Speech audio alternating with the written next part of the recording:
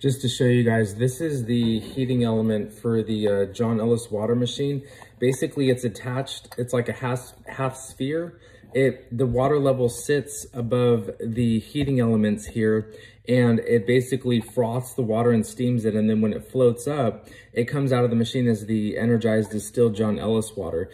One of the questions we get a lot from people is like, hey, my heating element is leaking, how do I get it off? But it actually comes off of the machine like this.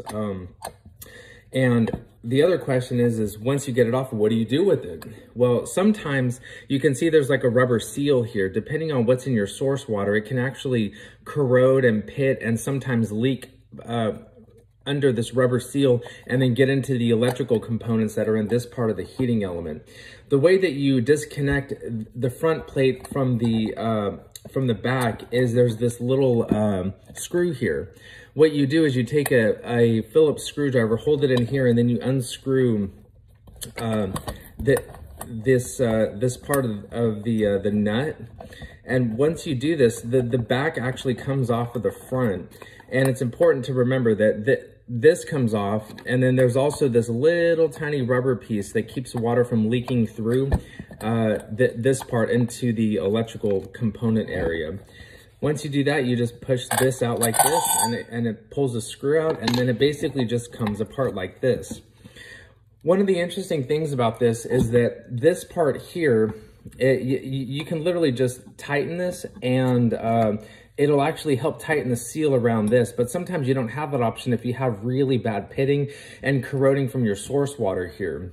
But the reason I'm taking this apart is just to show you guys kind of what's back here. It's not a lot of stuff back here, but you can kind of see that when you get the smallest amount of water leakage back here, you'll see that it actually has like some minerals scale buildup back up in here. But the thing is, the power cord is right here. It comes in and it just hooks directly into these heating elements.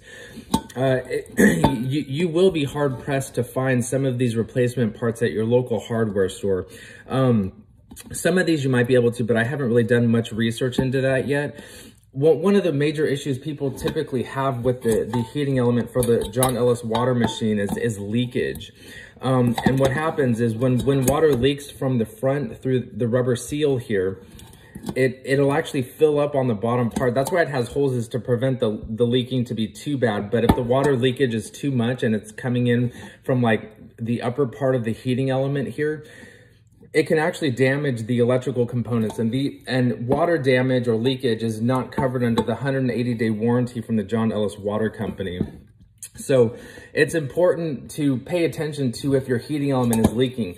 One of the ways to fix a heating element is to actually use a product called JB Weld. And JB Weld is a liquid stainless steel metal that you can actually put around the edge of the heating element here and prevent leakage from going in here. If you put JB Weld around the rubber seal and then let it harden and sand it down, and then you also do it to the back plate and you put JB Weld around this nut, around the entire thing on both of them, you will prevent most water leakage issues, because that's the only way that water can get in, is either through the rubber seal or through where the nut connects here to hold both pieces together. So I had a customer do this and they had successful results. So if you're talking about refurbishing a heating element, JB Weld along with putting it in the right spot on the heating element can actually prevent you from having to replace your heating element quickly in the future. But like I said, one of the most important things for making the main part of the Ellis machine last is pre-filtration.